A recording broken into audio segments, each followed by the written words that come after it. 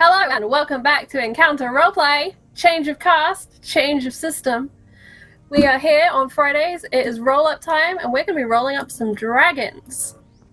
A huge shout out as ever to our sponsors, Fantasy Grounds, who we will be using as our virtual tabletop of choice to roll up some stats to build these dragons, to delve deep into 5e. I'm so excited. And don't forget our other sponsors, Tabletop Loot, who are giving away all of these dice that you see in between our shows. And they also do various other merch from what I remember. They do t-shirts and things, so that's worth checking out. And also Wayland Games, who have up to 20% off of various minis and other tabletop loot that you might be interested in. So go and check those people out. They are awesome. And also shout out to 2CGaming, who are partnering with us today. To bring you this wonderful supplement that they're working on. Will, would you like to talk a little bit about yourself? My wonderful it's great. special guest today. It's great to be on the channel for the very first time ever. I'm new to this, so you have to bear with me. Yeah, no, we're gonna be making dragons today. So 2CGaming have reached out to me, and they were like, "Hey, we got this really cool supplement going out to Kickstarter shortly. Do you want to create some dragon characters and then play some dragon games with Grant Ellis in the DM seat?" And I said, absolutely yes. So today we're going to be making some characters. Maybe we'll make my character for the, I think we're doing a two-shot in the next few weeks where all of the characters are playing dragons. And yeah, it's gonna be pretty cool. The new expansion is called Dragonflight. It's out soon, and basically it has a dragon builder in it, in which you can create your own player character dragons in a way which is balanced for an all dragon game and a lot of fun as well. So that's, I think, what we should do today is make a dragon. Charlie, are you ready? Yeah, I am so ready. I'm looking at these retweet numbers. We're nearly at 20, so nearly at chat getting to vote. And if you do want to follow up on the forthcoming Kickstarter and the supplement, you should go to 2cgaming.com and sign up for the newsletter, because I think they're going to be sending out lots of updates via that. So that's the best place to go and get that information.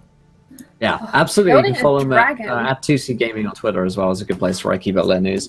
But yeah, we should I guess preamble a little bit by talking about dragons. Dragons. What? Okay, so well, you're a DM. Yes. You've done that a few times. Have you ever run a dragon encounter? Mm. And what was your favorite? A dragon encounter I have, yeah. I think probably only like one or two. I actually find that dragons in 5e are not as cool as I would like them to be for like the encounters. So the Dragonflight Kickstarter is actually going to have some stuff to make dragons a whole lot cooler as well. But I've run one or two, and they've been pretty cool. I've not, however, had a player play as a dragon, which I think presents its own challenge. In a game. And I think, yeah, it'd definitely be cool to have an all-dragon party. That would be a really fun campaign. I think that's what we're going to do for our couple of two-shots.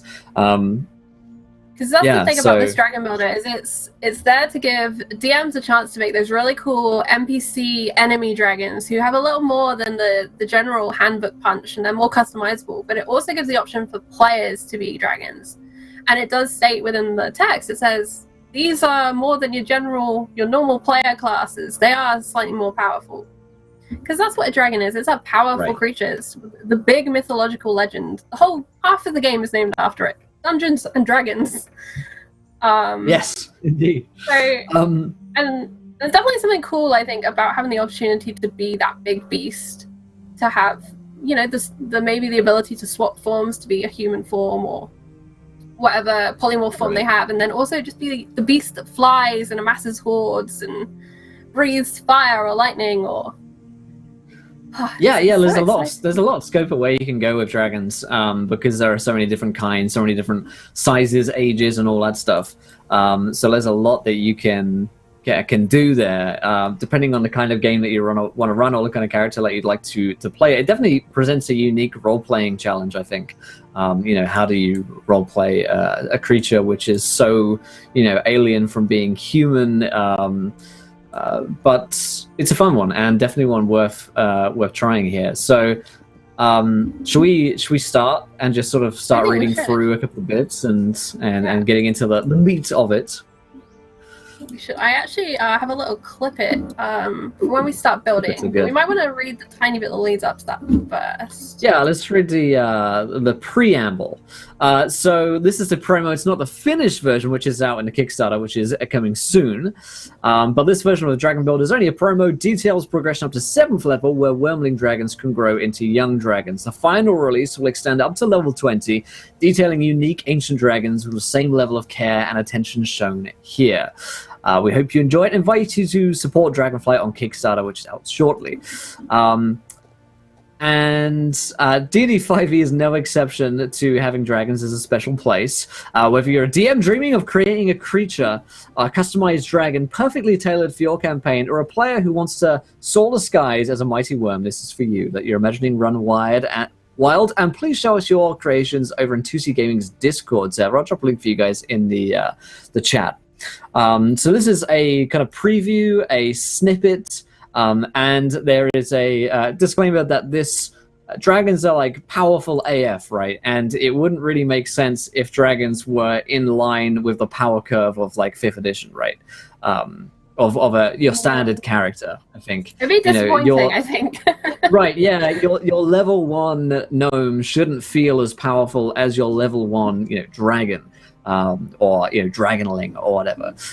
So there's a couple of things to note about that. And I don't think this is intended to just fit into any D&D campaign and say, "Hey, now I'm a dragon. Lol, I beat everyone." As with all third-party content, best to ask your DM first and to chat about it, have a conversation about it, and and to move on from there, depending on what kind of game you're running. It may or may not be cool, but it certainly is cool. So the first step, they say, in building your dragon is to select your species, upon which you can select any race within 5th edition. You can even choose a dragon provided by a third-party publisher, though the builder is only balanced around official options, so your character may be significantly stronger or weaker than other dragons. Your choice changes certain aspects of your dragon, granting it following racial traits. So it changes its breath weapon, as with any standard dragon-like monster in 5th edition. The energy type, so the type of energy damage that your breath weapon does. The alignment of the dragon. Don't get me started on alignment, but there you go. The size of your dragon, which is actually, this is something that I wanted to talk about as well, that struck me immediately. That is based on Constitution, which is something that I really like. I've seen several other dragon PC races on Wikipedia's, the D&D wiki, which are dreadful. And they are all based on age. So they base your age equals your level, which is just ridiculous on so many levels. But Constitution makes a lot of sense, and there are ways to increase that in the game.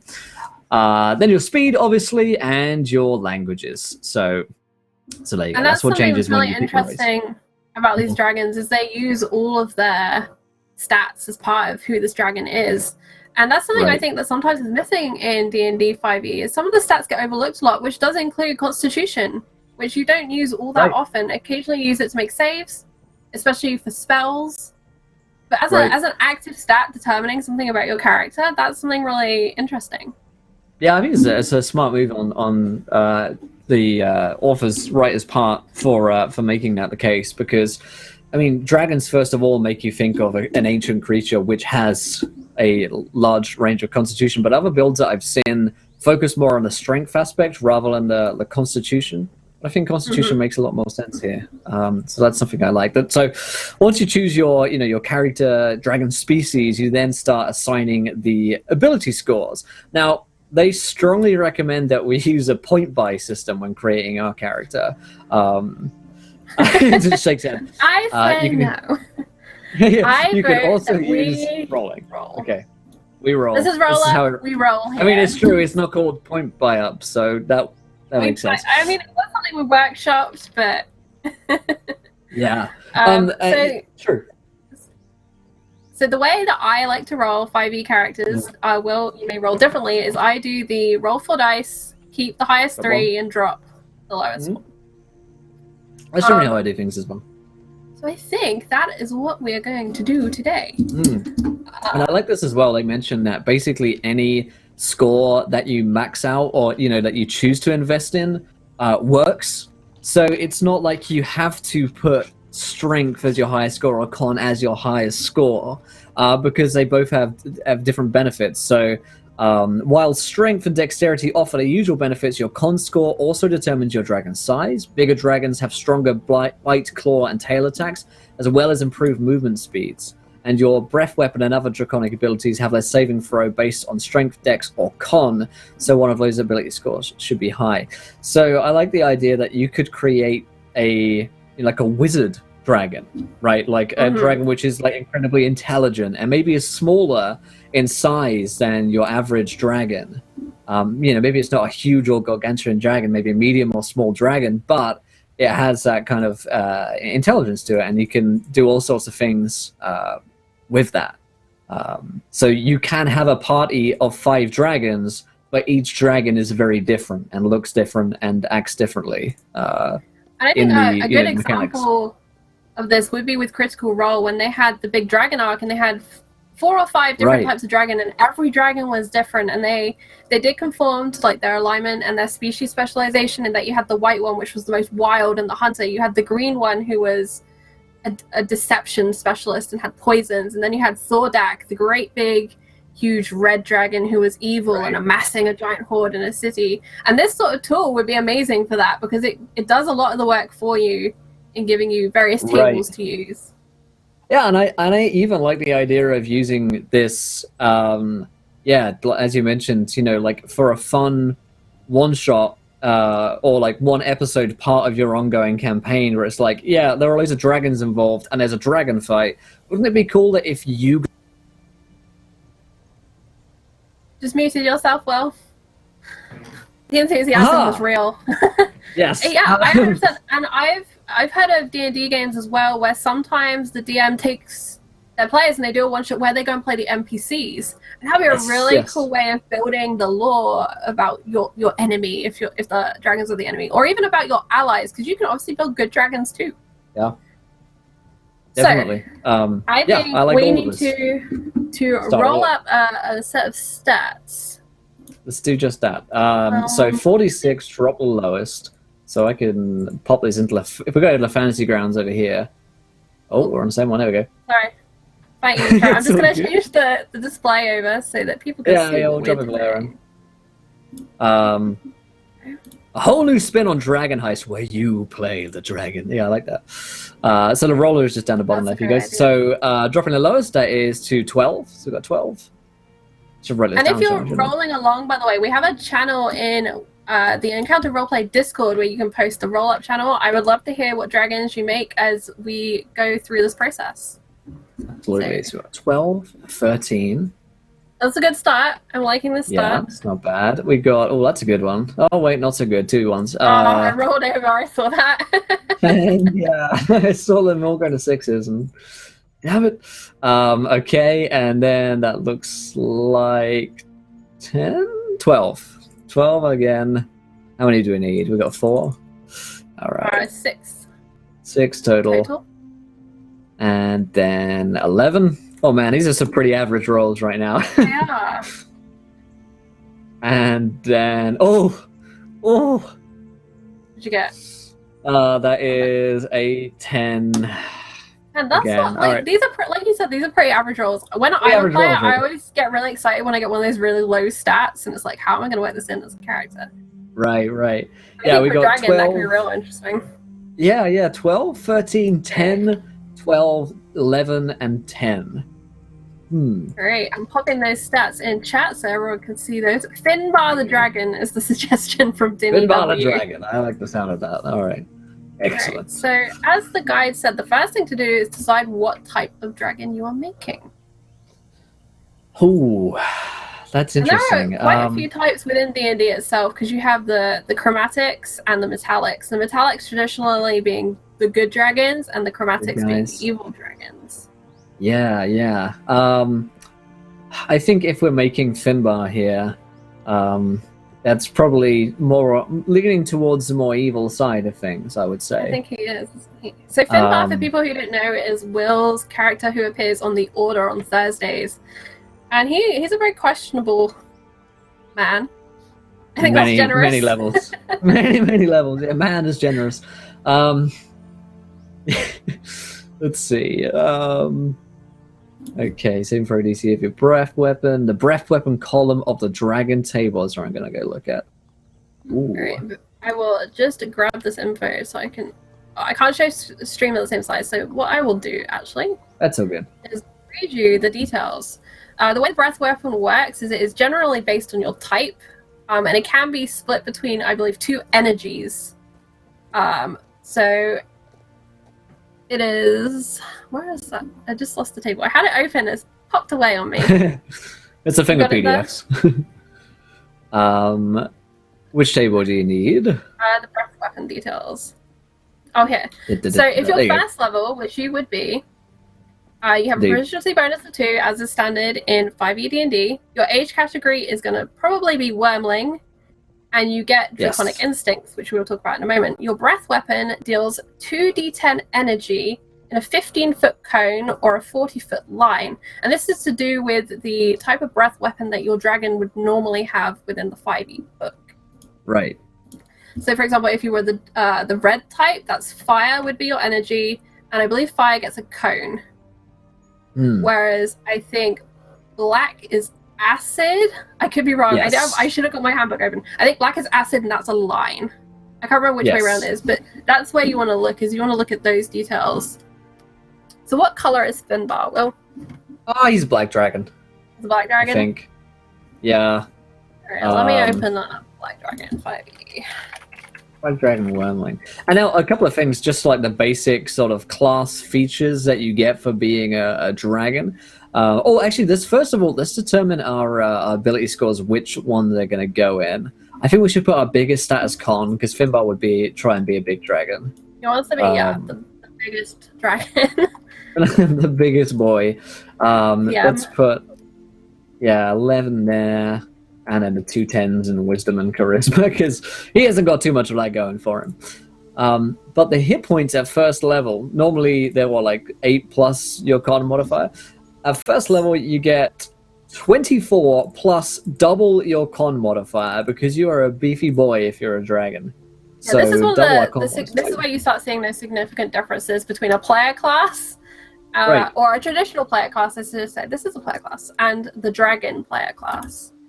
And I actually like that there's a difference. They haven't just watered it down and found a way to basically make Dragonborn again. These are dragons. This is serious business. Yeah. And it would be easy to make sort of like a half dragon type thing as well, which I've never really bought into. If you're a dragon person, you're either a dragonborn or a dragon, is the way I tend to see it.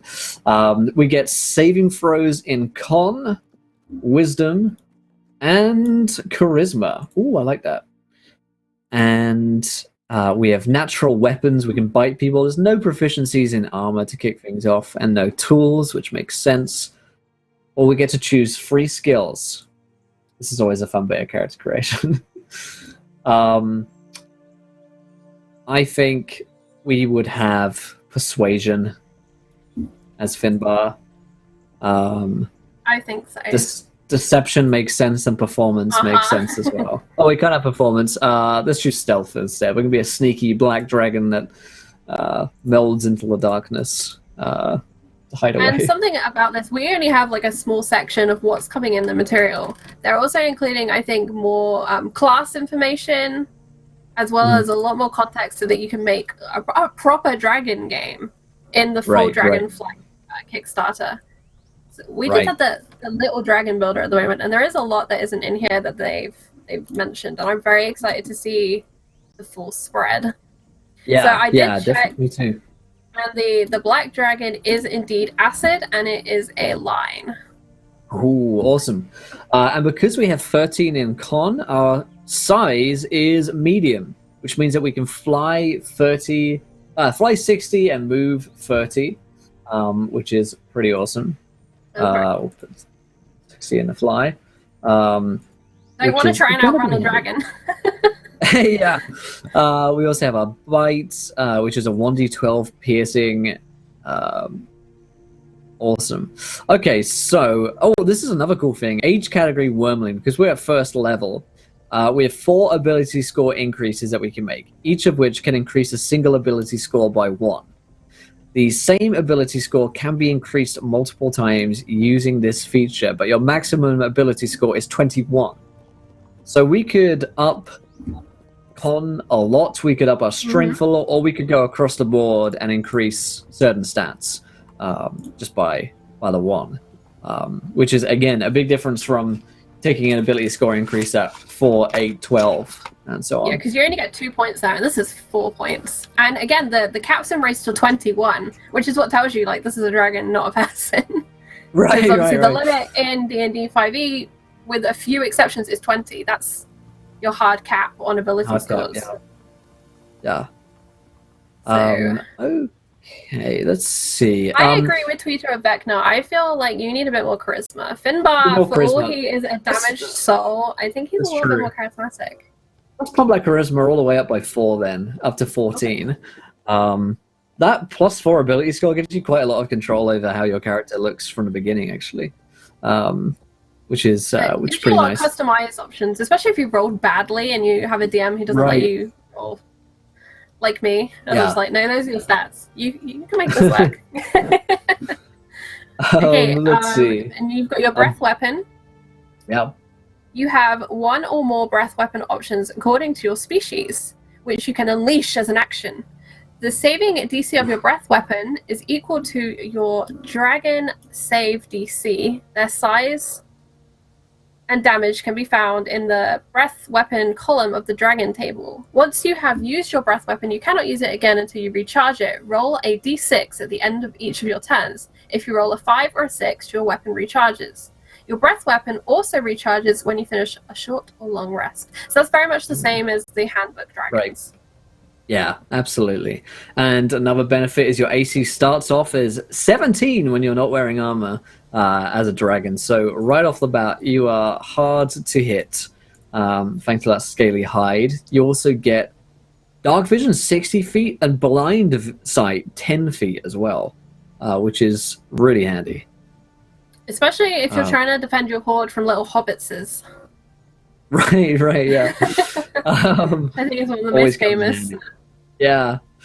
You get your natural weapons, your bite and your claw. And tail, I think, as well. And then you gain all the species traits, which are the damage, resistances, immunities, traits, and special senses that your dragon race is. So we chose a black dragon. Do you have on hand what the black dragon's like immunities and stuff are? You have immunity to acid damage, which makes sense. Makes sense. That is it. That is your immunity. Nice There are and no easy. additional resistances. It's very nice and easy.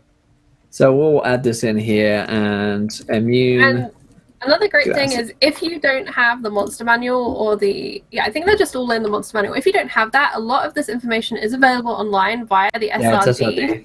Yeah. So even if you just have your player handbook and this supplement, you're good to go. Yep. You have Absolutely. much the information you need to play these characters. Yeah, I'm almost certain as well from having backed and watched a lot of other 2CGaming Kickstarters that this is going to be a very affordable product in PDF form to just pick up, even if you just want it for a one-shot or something. Okay, so age restricted. Now, this is a feature I really like. While you may grow in power through combat experience, you cannot advance to 7th level until you reach the next age category, becoming a young dragon. To advance your age category, you must be 6th level and have a horde upon which your entire form can rest comfortably, equivalent in value to the entire holdings of a wealthy noble. The DM determines what exactly you need and how much you need to form this horde. When you have met these prerequisites, you must hibernate with your treasure hoard for a period of time determined by the DM, rapidly maturing your body. At the end of your hibernation, you awaken as a young dragon of your species. Now that's super awesome to me. That there is a mechanic in the game where you have to go and hibernate and you have to go and make your horde and get treasure. I love that. It ties in so much dragon lore that exists. Yeah. Like, why do dragons want this horde? Why do dragons go to sleep for hundreds of years at a time? And it ties all of that in. so cleanly, and it's a nice, neat mechanic, and it also gives DMs a little bit of leeway with their players. So it kind of almost gives you a framework for a campaign, just right there in that one little paragraph. Right. It's like, why are your characters adventuring as dragons? Well, they want to get rich. You know, that's a new dragon heist. Is just they want to go and get rich so that they can actually grow up, which is something I really love. The Horde has its own a paragraph here, which is, it's essential to a dragon's growth and health, and you must maintain your horde to advance as a dragon. The area where you keep your horde is considered your lair, which you must safeguard against would-be thieves. Starting at first level, you should work with the DM to determine where your dragon keeps its lair. You may relocate your lair later on, but all dragons start somewhere. If you're playing as part of a group of dragon adventurers, you may decide to share your lair, working together to amass a horde larger than any of you could achieve alone. Your horde is more than treasure, it is a part of you. As you advance in levels and grow in age, the area around it may gain special magical properties befitting your species. I love the idea already of like playing a campaign where you are the dragons and you go and terrorize everyone and steal all their gold, and then you play another campaign where you're the adventurers and have to go and stop those dragons. And I can see that being a whole lot of fun. Let's see then. I think I can actually show them the paragraph about Horde. And the thing that just struck me is you could even play this as a one-on-one campaign. So you don't even need a full group. You could be just a dragon with a DM, and it's a good little framework to play that sort of deep fantasy campaign, and you've got a whole story to work with. So I think that's super absolutely cool. Yeah. You also at first level have your Draconic Instinct, which gives you a couple of benefits. You choose one of the following dragon instincts. There is Cunning, Power, and Survival. So Cunning is a sneaky, stalky kind of one, which I can see Finbar the dragon going for. You gain a bonus to your AC equal to your Dex modifier, and your speed is calculated as though you were one size category larger than your normal size, according to the speed size column, which is just underneath that. Additionally, your natural weapons are considered finesse weapons, and you are proficient in dexterity saving throws. And this all changes your dragon save DC as well. So I like that, being a stealthy, fast dragon, and you're a little bit faster than you should be for your size. Second one is Power. Your natural weapon attacks deal damage as though they are one size bigger on the chart, which goes, I think, from like a D12 to a 2d8, from medium to large, or large to huge is 2d8 to 2d10. Let's see, additionally, you're proficient in strength saving throws. Yes, you can get more saving throws there as well. And then Survival, your hit point maximum increases by twice your dragon level. Whenever you gain a level thereafter, your hit point maximum increases by an additional 2 hit points. So it's almost like taking the tough feat and getting extra hit points each level. That's what all of these feel like, is you've got like that resilient feat, which gives you the extra save. You've got the tough feat, which makes you hardier.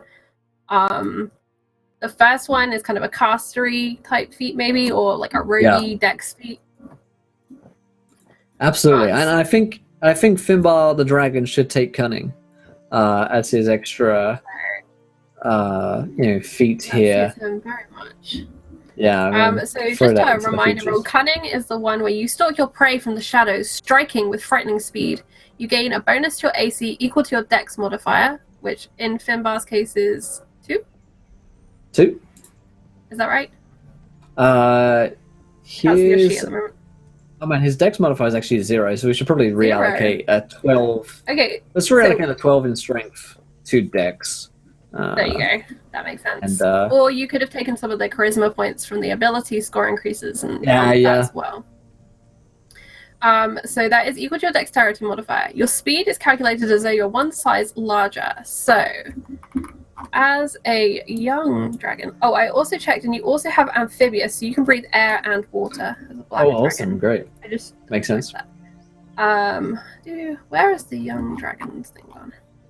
So I've got PDF issues today. It keeps hopping to the wrong page. And it's not the PDF's fault, it's my fault. Just it's all good. the young dragon thing gone? I can't see it. Do you know what page it's on? Oh, here it is, young. What were we looking at? I've already forgotten. Size. Oh, your speed. Size, speed, yeah, that's what we're looking at. That's what we're looking at. Where's the speed? It goes to 40 move and 80 flight. Oh, yeah, I see it. Which is basically just, it goes from 30 to 40 and 60 to 80. So we have to move even faster. And we also are now proficient in dexterity saving throws on the Fantasy Grounds character, making all these changes as we go. It's actually a pretty easy process. I was worried that making a dragon would be like a harder process to do. Yeah, and you'd have to kind of like finagle the traditional sheet to make it, it work with a supplement. Whereas this is like literally you just get to use the same sheet. Yeah. I don't know if you can make your sheet slightly bigger for people. I think I should be able to make it a little bit. A tiny bit tiny, but like so. Trying to be fancy over here, guys. It's semi-working, right? Well, I could probably also increase my. I'll do that later. All right. So that is basically our first level character. The only thing that we'd need to add in is in our action tab. I would create my claws. And let's see my bites. So I think they're strength based. But because you have cunning, they become dexterity finesse. Dex based, yeah. So you can take your dex. Yeah. So your bite would be a 1d8 piercing. The attack roll would be obviously 1d20 plus proficiency plus your dex modifier. Yeah. Stat base, dex plus prof damage. And the cool thing with Fantasy Grounds, by the way, side note, is I just grab a dice and I just let me edit it first. I think I just drop it in. Oh, I need to add it first. Boom. And then I just drop the dice in here, and a D8 is in, like that. So that should, with any luck. Oh, and I have a bonus of Dex, right, for my. It just says 1d8 piercing on the table. Besides my constitution. But you might be right, yeah. But I would imagine, like, as a weapon, you would add your dex to it, right? Because it's based on your speed, or it's based on your strength, on how hard that hits. Your strength modifier for attack and damage rolls with your natural weapons, yeah. So we add strength to attack and damage. It's just not on the table. There we go. Yeah, I wonder if we change with cunning. Let's check if with cunning, maybe we... Well, as a finesse, you would add your dex, right? Additionally, yes. So we do add our dex, yeah. Cool. That's actually super intuitive. That makes sense. You know what? Let's get those retweets coming in, and I will let you guys pick what color dragon I make. Because we'll make a quick second dragon here for you guys, and it will be dragon number 2.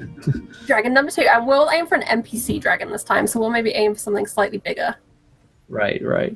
The Gemstone, thanks so much for 2 months, my friend. Welcome back in. Yeah, actually, like, the first level dragons aren't actually super OP in terms of the damage that they're doing, which is nice. Yeah. So you're not, like, dominating in terms of, like, killing everything at first level. You got a lot of speed, but... a whole lot of versatility. Like, you can be... And the breath weapon is where the damage really comes from. That's where you're going to be playing in the first level. Yeah, I can get that set up for you now. It's a 2d10 energy... Correct. Attack. So that's and it goes in a 40-foot line, which is cool. That is cool. Goes straight out there. Yeah, actually, is this one? There we go. Yeah, new ability. Let's do that instead. And just to remind people as well, the breath weapon recharges the same way it does in a PHB, where you have to roll a 1d6 at the end of your turn, and on a 5 or a 6, it recharges. It also can be recharged by a short or a long rest. So it's kind of like a spell slot once a day-ish ability. Right. Let's add it in here. Powers. But I think that is something special for a dragon player character, is that you would have to remember your recharge, which I don't think occurs in a normal player character for anything. It's definitely that's another thing to be tracking, I think, yeah. So just something to be aware of, but rolling an extra d6, I don't mind that. I'd do that to be a dragon.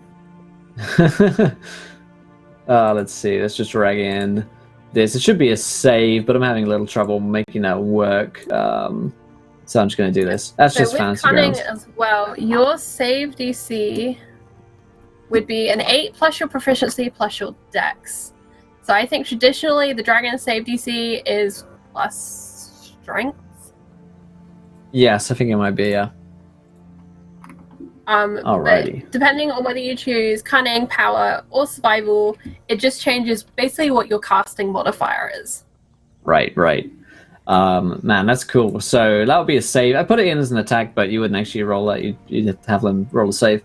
But yeah, you could do 18 damage in a 15-foot cone, 40-foot line at first level. So while the bite and the claw aren't as powerful, you're going to be laying down the deeps with your bite.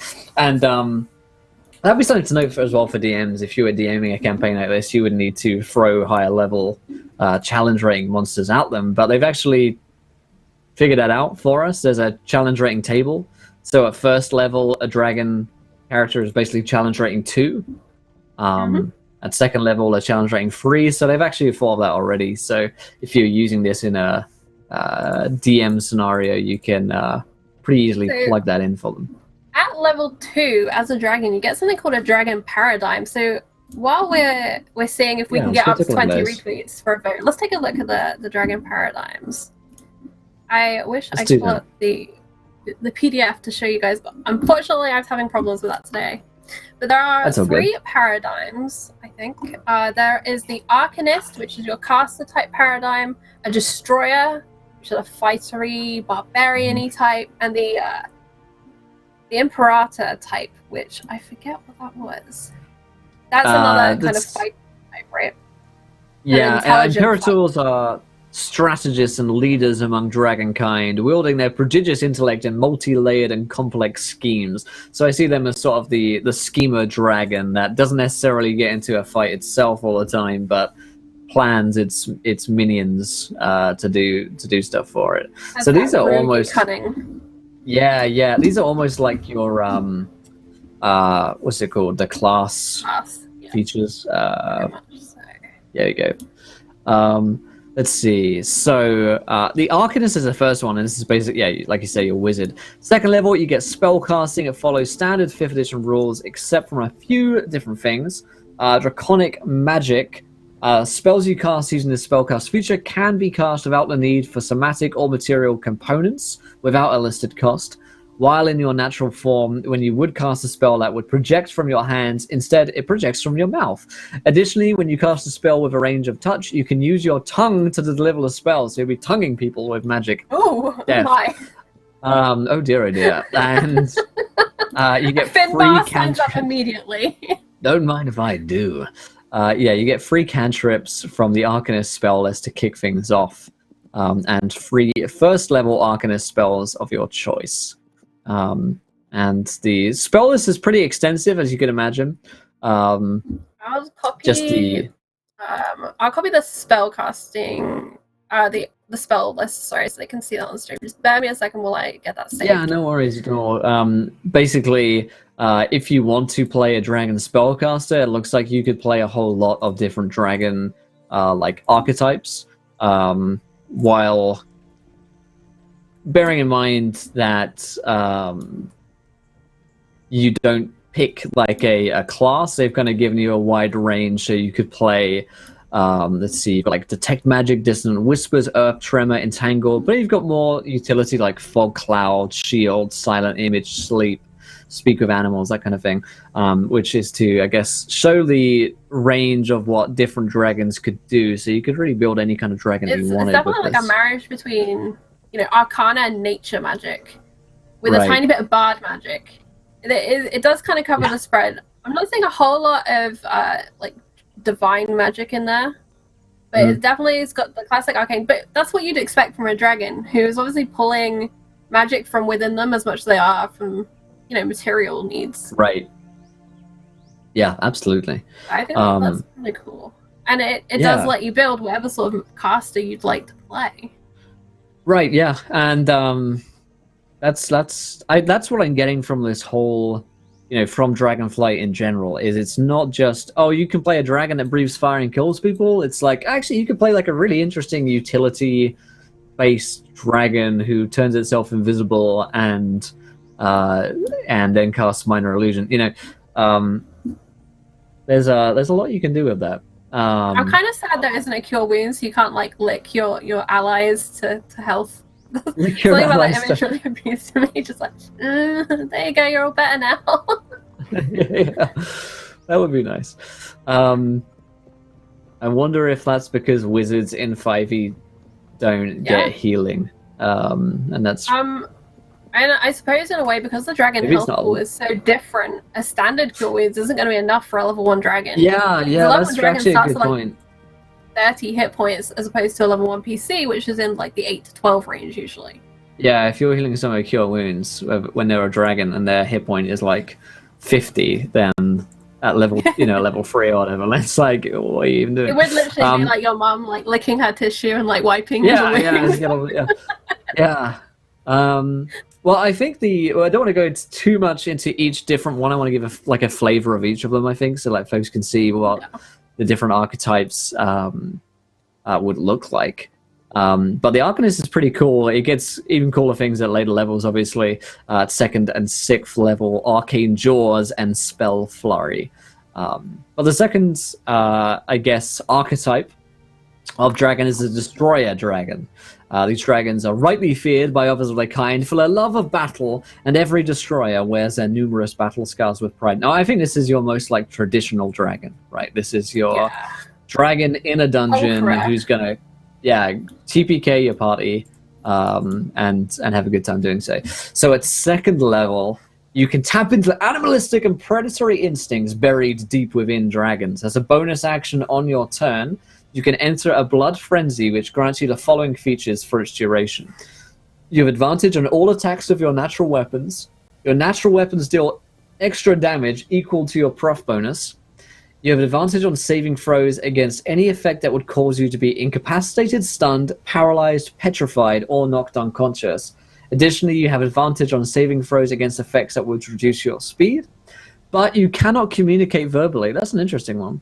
That's just how angry you are. That's how angry you are. I can't even talk. Claws. Yeah, your blood frenzy lasts for a minute and ends early if you're knocked unconscious. If you are not in combat while still in your blood frenzy, you attempt to consume the bodies of slain enemies as long as doing so would not harm you. If no corpses are available, you rampage through the environment, smashing and destroying non-valuable objects around you. Even in a blood frenzy, dragons love treasure.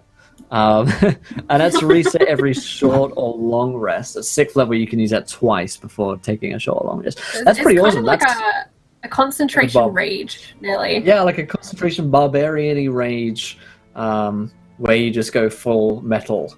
Let's go full wild village-eating dragon. Yeah. And then sorry. Go ahead now.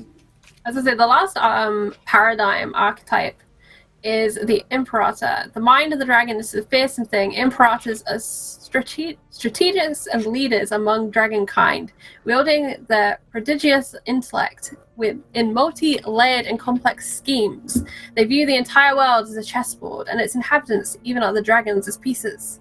Everything these dragons do is in service to a master plan, and their schemes can take centuries to come into fruition. On the battlefield, Imperators are always 2 steps ahead of their opponents, predicting and countering each effort with smug satisfaction. I know a few players like that. Yeah, I've got people like that in my turn. I think that's definitely Finbar's one. So beginning at level 2, you would get Tactical Genius. You see the world as a game of strategy that can be mastered and beaten. When you make a Charisma, Deception, Intimidation, or Persuasion ability check, you may instead make an Intelligence ability check in association with the skill. Interesting. So you want to be charisma skills to intelligence. Yeah, that makes sense. I mean, it's clever, right? Right. And in a way, what this is doing is because dragons can have kind of any stat as their kind of key stat, it's kind of letting you funnel things in so you can just be intelligent and fast, or intelligent and strong, as opposed to having to spread your stats really thin, because every stat could be useful. Yeah. That definitely encourages playing a character playing a dragon character which isn't just tooth and claw. I like that. And the plan of attack is something you also get at second level. Bonus action: each of your turns, you may examine a creature you can see within 120 feet of you and discover a temporary flaw in its defenses. The next time the target is hit by a weapon attack made by you or one of your allies before the start of your next turn, the attack deals an extra 2d12 damage, which increases to 4d12 at 6th level. That's pretty awesome. What's really cool about that as well is it includes that or one of your allies. And that's really interesting because that feeds into the fact this dragon could have a team, and there's a reason for having a team. Because it gives you more options. You don't have to be really like right on top. You could move in and you get that extra 2d12 just because someone else is hit. Yeah. I think that's nice because a lot of times... Devin Scriven, welcome in, my friend. Thanks for subbing. I think a lot of times dragons are seen as, individualistic, solo. They don't work with anyone else. They have their own horde, but this gives you a mechanical reason to be traveling with other people or other dragons, which would be cool. I'm kind of interested now in the idea of not just a dragon-only campaign, but that one person plays a dragon and the rest of the characters are like its kobolds. It's minions. It's minions that follow it around. That would be really funny. Or just the dragon is an NPC and the players are the minions of this dragon trying to extend its power across the realm, and it's an imperator. With the right group of players, having like 1 or 2 dragons in the party and regular characters, it could still work and it could still make for a really interesting dynamic. Right. I think it might upset some players who might get frustrated because the dragons will do significantly more damage and they can fly and things, but you get the utility of having a dragon on your team. Think of the adventures you could go on as like a level 2. You have got a great big dragon you can hide behind, or you can fly up to things. I think it can make for a really interesting power dynamic in that respect as well. Yeah. So I think it would be possible. It would just be a case of being, the team that understands this is how the setup is. Yeah. There's definitely a session 0 to be had there, I think, where you have a chat about it. But there are a lot of opportunities, I think, that the Dragon Builder in the Dragonflight supplement is going to offer. And this is only up to 7th level, right? They're like, we've got this 8-page promo, and that is up to 7th level, and the rules pretty much take us up to 6th level, really, in terms of like the features and abilities that you get. So I'm interested to see what happens at later levels as well, because this is already pretty powerful, and you could end up playing a game which has a lot of very powerful creatures and is quite a high-powered campaign, which I think is a nice breath of fresh air, because even at level 1 you're pretty awesome. Yeah. You're not going to die in the first kobold fight that you get into. It actually changes the dynamic of the game quite a lot, because you're no longer worried about goblins that are going to come and like ambush you. You're worried about dragon hunters and paladins that are going to come and try and smite you. There's a lot of potential. That potential for a one-on-one campaign, because you're not just... Because when you're a level 1 in D&D, you really are reliant on having a party, and it's very hard to balance a one-on-one D&D game at level 1. But when you're a level 1 dragon, that's a whole new world. That has so many more possibilities. I really like it. It's great. I really like the way that you can build a dragon and do a lot with it, rather than just bringing out the stat block of the black dragon or the red dragon and using that. This is a whole lot more flexible. Whereas you have like the young adult ancient stat blocks for all of the dragons, you can find pretty much any size, age, and like area of expertise medium with this builder. You could use it for creating a monster, like a unique villain who has a little bit more to it, rather than just the standard stat block of your ancient red dragon. Right. And you can really tailor it to be the nemesis your party needs, because sometimes a standard black dragon, in stats it can be kind of scary, but if it's really tailored to be the enemy of your party, to have the arcanist that can counter certain things, or it really is going to fit into the world so much better and be so much more significant. And for me, like, I always want a fight against the dragon to be significant. It's a big moment for a D&D player. Because who doesn't remember killing their first dragon in D&D? Yeah, it's definitely one of those defining moments, and I'm sure you would not forget the first time you played as a dragon either. In D&D. I mean, actually, I've got so many ideas about this already. Like, instead of you running the dragon fight as the DM, make one of the players run the dragon, and really cool. They get to play with their, make their own stat block and make their custom dragon and stuff. That would be really cool. I could see a lot of players getting a lot out of this that they're looking for in D&D. It works towards role players who want a challenge, but it also works towards folks who are looking for a little bit more of that crunch and mechanical influence, because you're going to be dealing with quite a lot of numbers when you get to higher levels. When you're playing a 20th level dragon in this dragon builder, you're going to be doing a lot of stuff. Yeah. Which would definitely please a lot of people, but also be fun just for a one-shot.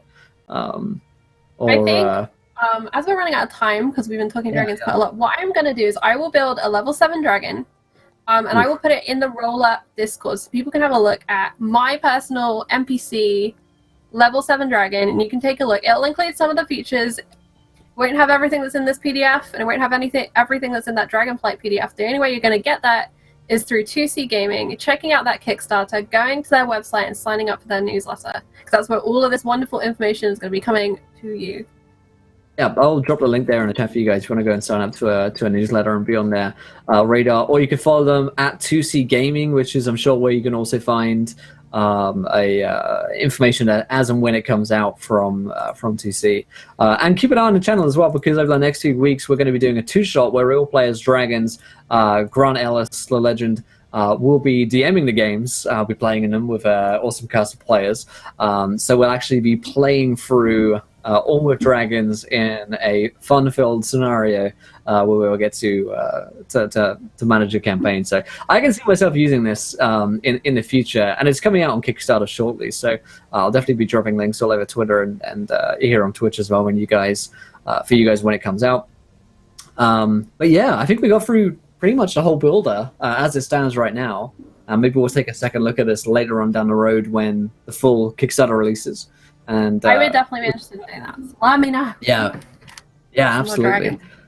Awesome. Well, I think that's good for today, Lan. Right? That's good. I think so. I think that's good. I will put a poll. No, I will send out a tweet on my account at Frost from Fire. No O. That will ask what color dragon I'm going to build, and I will build a level 7 NPC dragon, and I will post the sheet on our Discord, on the Roll-Up Discord. I will probably get that done by tomorrow night. That's my deadline for you. This is our last program here on Encounter Roleplay for the week. But Will, where can we find you? What are you doing next week? Oh,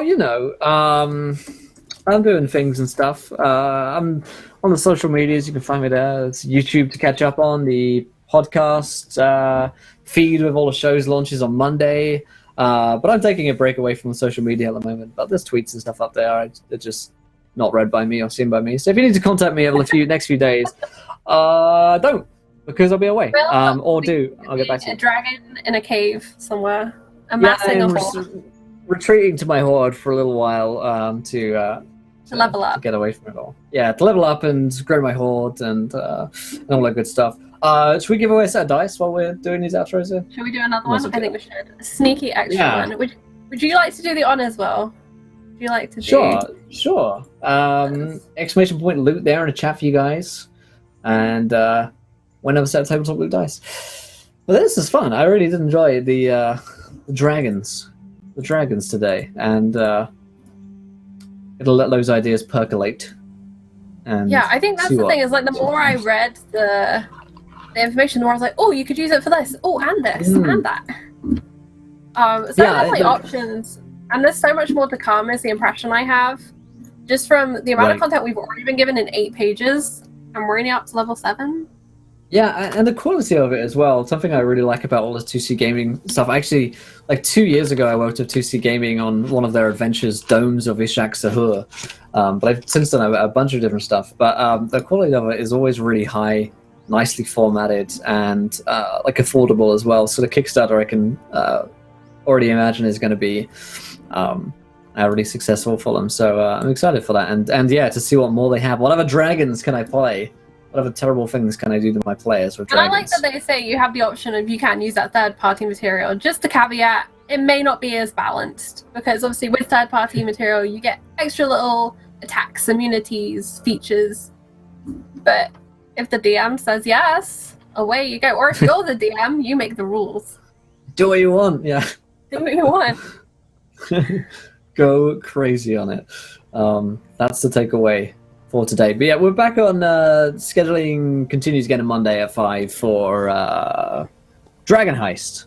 What is the Dragon Heist with Grimdare 21502 and a DM seat, followed by Game of Thrones at 8 with myself in the DM seat. So I'm looking forward to that. It's going to be fun. But take a weekend break. Watch the VODs on YouTube and listen to a podcast. That's what I'm going to do. Be wonderful to each other. I'm going to catch up this weekend on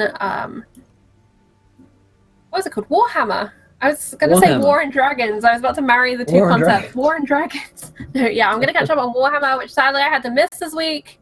I did watch a little bit from chat, but I was also a bit feverish, so I wasn't really entirely there.